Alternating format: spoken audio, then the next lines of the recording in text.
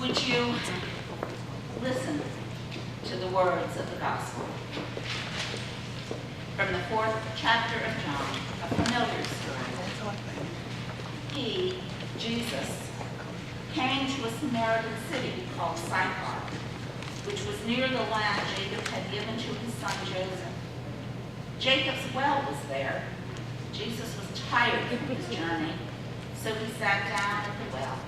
It was noon. A Samaritan woman came to the well to draw water, and Jesus said to her, "Give me some water to drink." His disciples had gone into the city to buy some food. The Samaritan woman asked, "Why do you, a Jewish man, ask for something to drink from me, a Samaritan woman?" Jews and Samaritans didn't associate with each other. Jesus responded, "If you recognize the gift and who is saying to you, 'Give me some water to drink,' you would be asking him and he would be giving you living water." The woman said to him, "Sir, you don't have a bucket and the well is deep.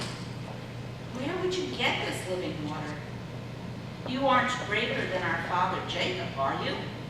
He gave this well to us and he drank from it himself as did his sons and his livestock."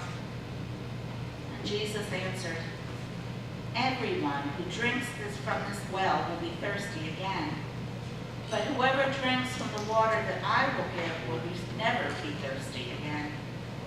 The water that I give will become in those who drink it a spring of water that bubbles up into eternal life."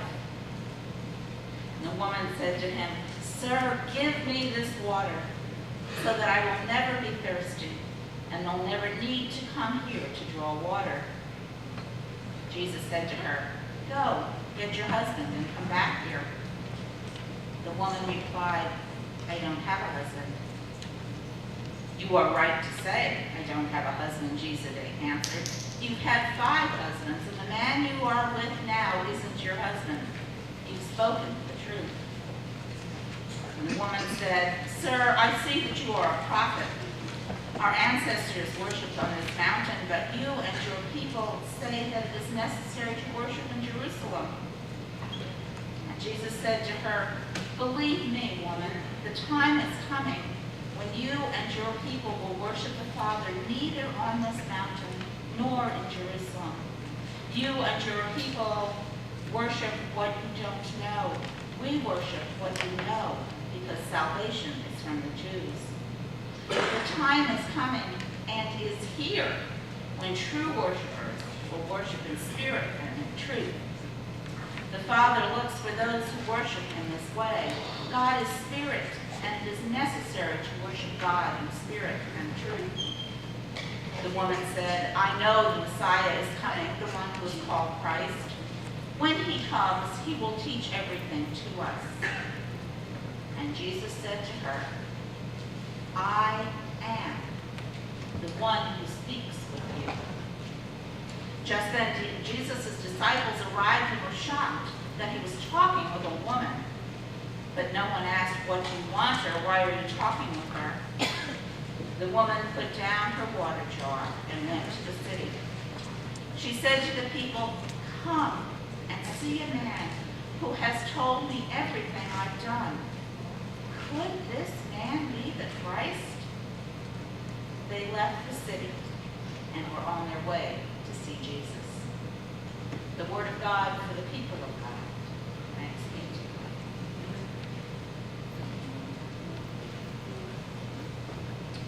What a joy it is for me to share my first message with you as one of your interim pastors on United Methodist Women's Sunday. I don't know if you were aware that it is UOW Sunday, but it is. In last month's issue of the Relay, that's the monthly newsletter that comes out to the Greater New Jersey Annual Conference, our bishop's lead article spoke of how successful businesses and organizations need to remake themselves in light of an ever-changing world. For example, the March of Dimes no longer focuses on finding a cure for polio, but has rather shifted to prevent birth defects and premature births. Then he addressed the necessity of the church to refocus from time to time. And he gave an example of the UMW. Here's what he said. The UMW continues to remake itself. They have focused on resettlement for refugees and immigrants, to women's rights, to addressing poverty among women and children, and care for the environment. The UMW was once known as the Women's Aid Society. Anybody remember that? Or the Ladies' Aid Society, or when I was a kid, it was WSCS, the Women's Society of Christian Service. With each new name, the organization was adapting their mission to their new environment and needs in which the women find themselves. Today, the UMW is one of the strongest organizations in the United Methodist Church. So thank you for the privilege of bringing God's Word to you on this special Sunday. Would you pray with me? Oh God, may the words of my mouth and the meditation of our hearts and lives together be acceptable to you, my rock and my redeemer. Amen. Well, there are lots of them. There always have been. Since the beginning of creation, there are lots of them. Lots of us. Women. In fact, half the world, almost half the world, is made up of women. And even most men would agree that we serve many purposes in addition to child rearing and doing the dishes. This was made abundantly clear yesterday as hundreds of thousands, I think the estimate's now over millions, of women and supportive men descended to Washington, D.C. and 32 countries and over 600 locations within our own country. Thousands of women making a peaceful and powerful statement which the United Methodist Church has endorsed.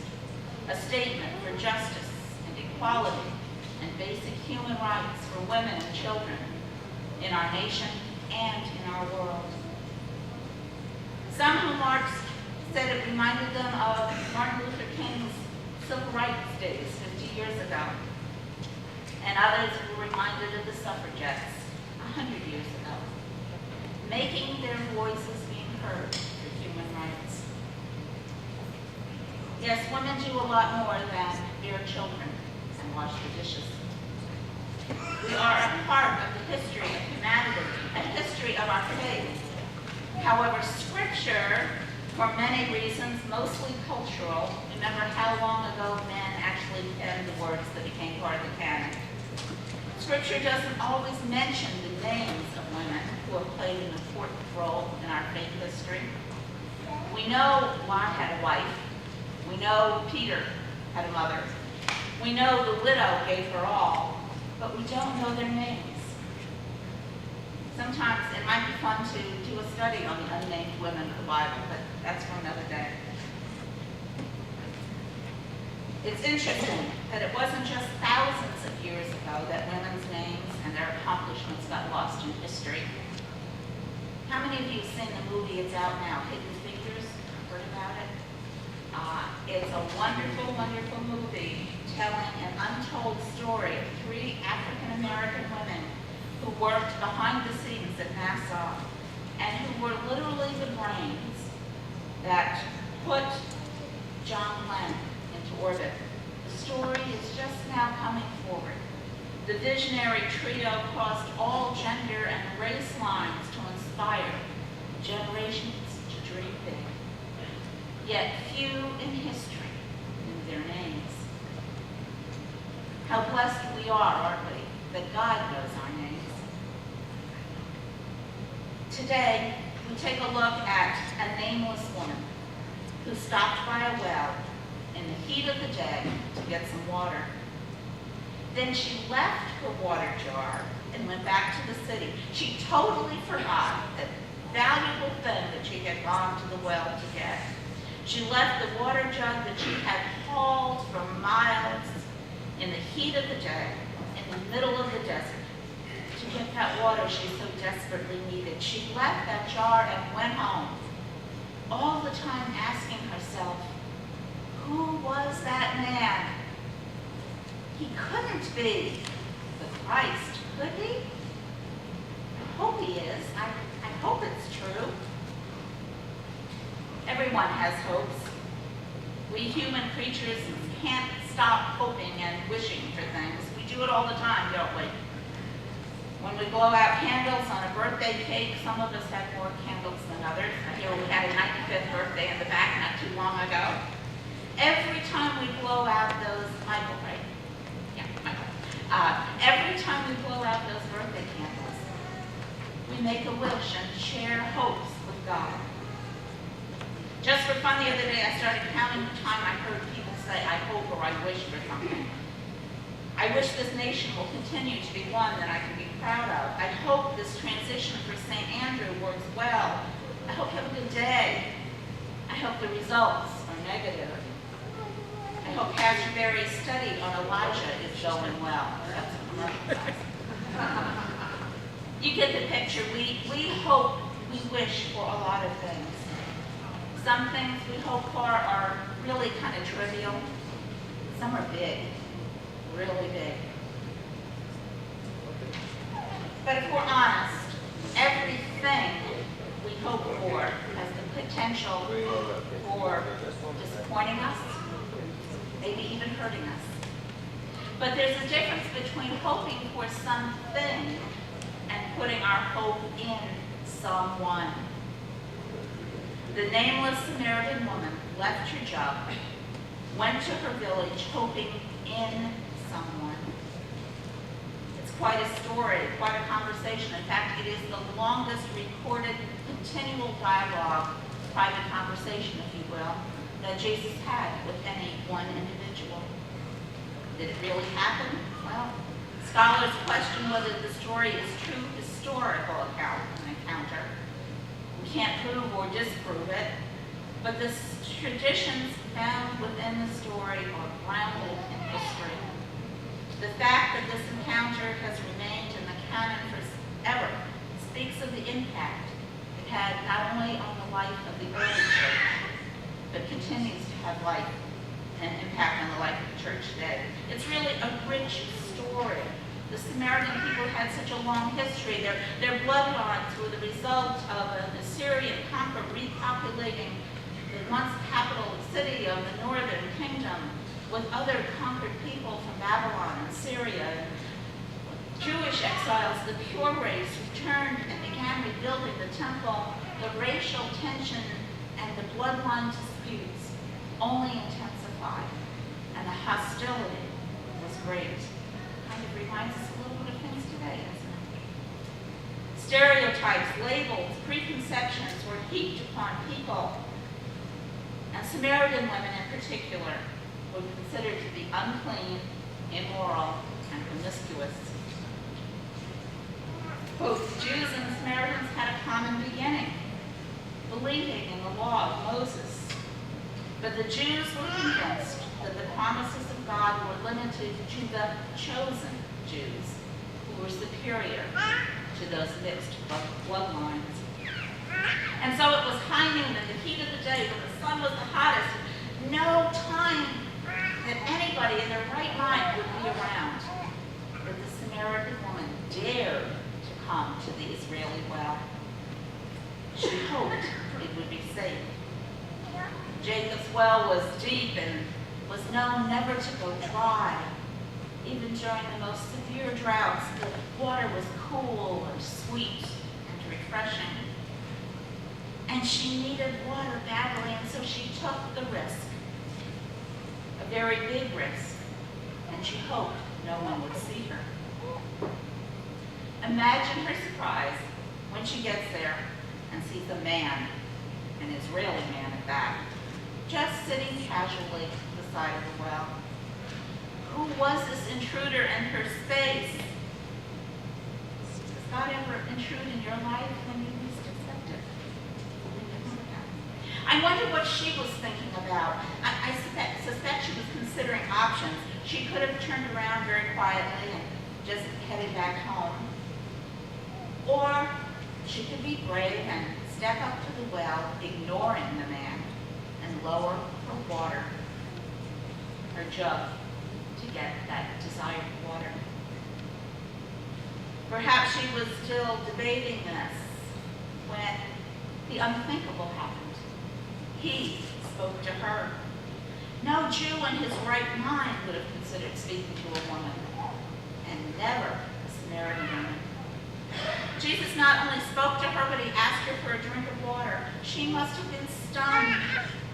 Jews don't share things in common with Samaritans, and particularly not eating or drinking utensils. You know the kosher laws. What's going on here? Why did he not have a robe and a bucket of his own? Why is he here all alone? Should she be afraid? Was this a trap? Should she run? Talk about having doubts. For whatever reason, the nameless woman took a risk. And she answered his question with a question. How is it that you, a Jew, ask a drink of water from me, a Samaritan woman? And so the conversation began, a conversation in which Jesus would present her with a double challenge and then a promise. First, if she would recognize who he was, if she would put her hope in him, and if she would ask him for living water, then she would receive a gift from God, a gift of faith that would forever change her. Nothing would be the same again. Details of the conversation included talk of living water, a spiritual thirst quencher, if you will. Living water was often used in rabbinic teachings as a common expression of the Torah, or the law, God's law. Did the woman understand that Jesus claimed he was living water, that he might come to replace the Torah? Details of the conversation included personal stuff, which clearly made her uncomfortable, and stuff she hoped would never be talked about. And they talked about practical stuff, like where to worship God. Was the actual place, the location of worship important? No, said Jesus. Jesus indicated that in God's future, God would be worshipped everywhere, including in the fellowship hall and sanctuary. Then the conversation talked about who would worship. Jesus did away with nationalism and regionalism and racism and ageism and sexism and classism and any other ism we humans can come up with. And he spoke to the woman about a universal context. Salvation would be for all who believed, all who received God's gift of living water, no matter what their bloodlines. Wow. Talk about someone to put your hope in. Can you imagine what must have been going through her mind and pressing on her heart? Could she put away all those doubts? And could she truly put her hope in this man? She wanted to, but it was a pretty radical vision. Could she dare to set out on a pilgrimage with God, who is always on the move, much like United Methodist women are always on the move, leading believers to alien lands and among alien peoples, honoring and celebrating differences, seeking justice for all? Such was the nature of the conversation. It was a holy moment, a transformational moment, a sacred moment. Doubts were put aside and faith was born. Exclamation points overshadowed the question marks. And so filled with living water, she left her jug and its contents. She left behind her past, what she had come for. She left behind the good old H2O and took her water of a very different kind. She left her old life and returned home a changed woman. What happened to her was both powerful and empowering. Returning to her townspeople, she just had to tell others what had happened. Come and see a man who told me everything I've done. He can't be the Messiah, can he? Yes, yes, yes, yes, he can be the Messiah. Through her doubting, through her questioning, through her seeking, she took the risk. Because of her hoping in someone, she chose to listen, to ask, to search, to be open to new possibilities. She chose to believe. He can't be the Messiah, can he? Oh God, I hope he is. Yes, I'm going to tell others. I'm going to offer others living water. My friends, we are women and men who now read that story through resurrection eyes. We know who the man at the well was. And it should be easier for us, shouldn't it, to draw our water jugs and to witness to our faith. It's powerful when you speak from the heart of those times when you have experienced God working in your life. Those times that you have had conversations with our living Lord. Those times when you drink of living water. My hope, my wish, my prayer for you today is that, like the woman at the well, you will share your story, your faith story, your whole story, even the doubting part. You will share it with others who need to know the love and the grace and the hope of the Messiah. My hope is that you, like the woman at the well, will be open to holy conversation with the one who offers living water. And my hope is that you, like the woman at the well, will run, literally or figuratively, to tell others of the one who is indeed the Messiah. I expect that few of us will see our names or even our stories written in history books. But I know our names and our stories will be written on the hearts of those that we dare to share them with. And I can trust